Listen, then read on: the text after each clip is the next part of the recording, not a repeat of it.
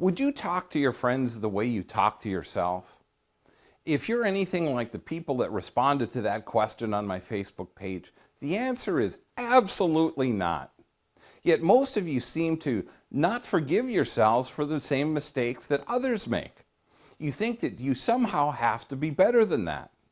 Hi, I'm author and dating coach Rick Sodebeer. I help singles over 40 make better dating and relationship choices. Today I want to talk about the unhealthy ways you're talking to yourself and you may not even realize it.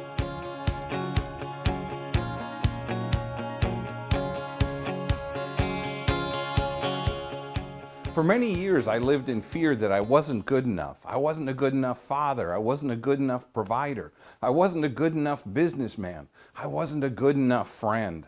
You name it, I wasn't good enough. Yet if you asked anyone around me, they would say I was doing great. I eventually overcame those fears. From time to time they pop up, but in general they're pretty much under control. We all tell ourselves stories, and they're usually negative ones. They usually sound something like this. I can't do something because I'm too old. I'm not old enough. I'm not smart enough. I'm too short. I'm too tall. I can't afford it. It costs too much. I'm not talented enough. I've never done that before. I'm afraid of what others might say. You might even say something like, how could I be so stupid? I'm such an idiot. What was I thinking? Do any of these sound familiar?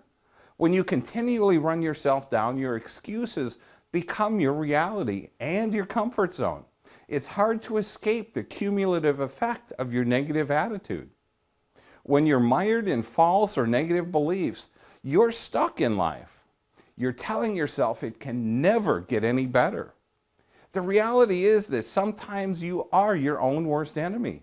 Our brains are an amazing organ, yet they can't distinguish between reality and thoughts you continually feed it.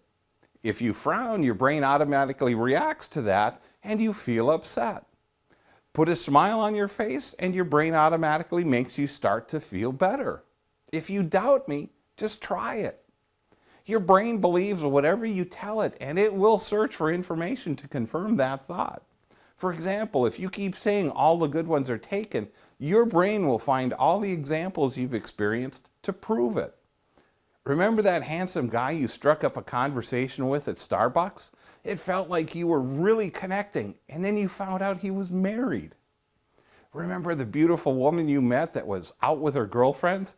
You had a great conversation, and then you discovered she had a boyfriend waiting at home.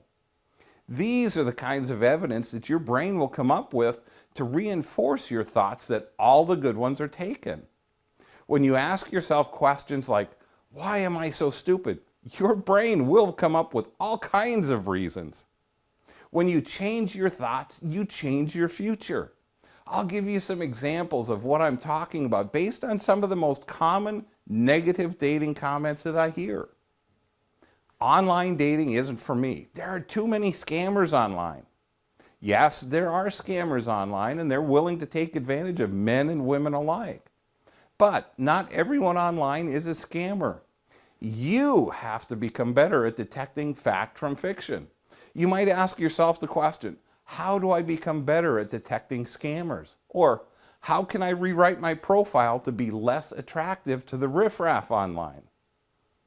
There are no good men left, or all the good women are already taken. If this is what you sincerely believe, that means that no one anywhere will find their soulmate, ever. The reality is, people find their soulmates every day. You just haven't found yours yet, and you won't if you're convinced that all the good ones are taken. Start asking yourself questions like, where would I be hanging out if I were the person of my dreams? My relationship isn't great, but if I leave, I might not find anyone better.